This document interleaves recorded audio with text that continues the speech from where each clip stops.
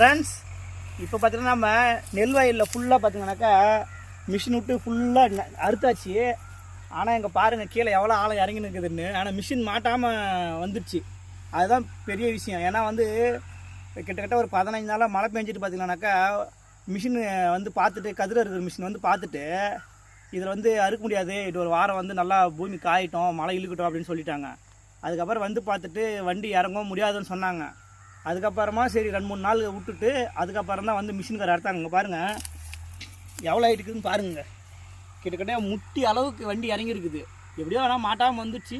ஃபுல்லாக பார்த்திங்கன்னா அறுத்தாயிடுச்சுங்க. பாருங்கள் அப்படியே பில்லெல்லாம் பார்த்திங்கன்னா அப்படியே நிலத்துலேயே அப்படியே இருக்குது, ஃபுல்லாக அப்படியே இருக்குது. ஆனால் இந்த இதுதான் இறங்கிடுச்சு. ஆனால் வண்டி மாட்டாமல் வந்ததே வந்து பார்த்திங்கன்னா பெரிய விஷயம். பில்லெல்லாம் அப்படியே இருக்குது. இதுதான் அவ்வளோதான் காஞ்சி வந்துடுச்சு.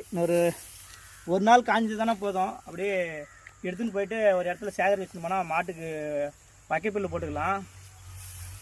வண்டி ஒரு 2 அடி கிட்ட இறங்கியிருக்குது ஆழம். நான் எங்கடா அறுக்காத மாட்டிக்குமோ, பாதியில் வந்துடுவாங்களோன்னு அப்படின்னு இருந்தேன். பரவாயில்ல, எப்படியோ அறுத்தாயிடுச்சு. இன்னொரு 2-3 நாளில் நெல் நல்லா உடந்துடும். வெயில் காயுது எப்படியோ நல்ல வேலை. ஏன்னா மழை பெஞ்சு அறுக்காத இந்த மிஷினில் அறுத்தாலே நெல் வந்து எப்படி பார்த்தாலும் நிறைய வேஸ்ட்டாக போயிடுது. எப்படி பார்த்தாலும் நம்ம அறுத்துக்கிறதுக்கெல்லாம் பார்த்தீங்கன்னா ஒரு மூட்டை நெல் கிட்டத்தட்ட வேஸ்ட்டாக போயிருக்கோம். இங்கே பாருங்கள் நெல் பாருங்கள், கீழெல்லாம் ஒன்று தெரிஞ்சு பாருங்கள். எல்லாமே இதெல்லாம் வேஸ்ட்டாக விழுந்தது. ஏன்னா அந்த மிஷின் அறுக்கும்போது பார்த்தீங்கன்னாக்கா சுத்தத்துக்கு முன்னாடி போகுதுங்களா, அப்போவே வந்து நெல் உழுந்துருது. அதாவது நம்ம கரெக்டான டைமில் அறுத்துருந்தோம்னா கொஞ்சமாக விழுந்துருக்கோம். ஆல்ரெடி நம்ம 5-6 நாள் லேட்டாக அறுத்துட்டோம். நெல் ஆல்ரெடி வந்துடுச்சு. மழை பெஞ்சிருந்தாலும் நெல் மிஷினை மாட்டிக்கும் சேத்துல அப்படின்னு சொல்லிட்டு நம்ம அறுக்காது விட்டுட்டோம்.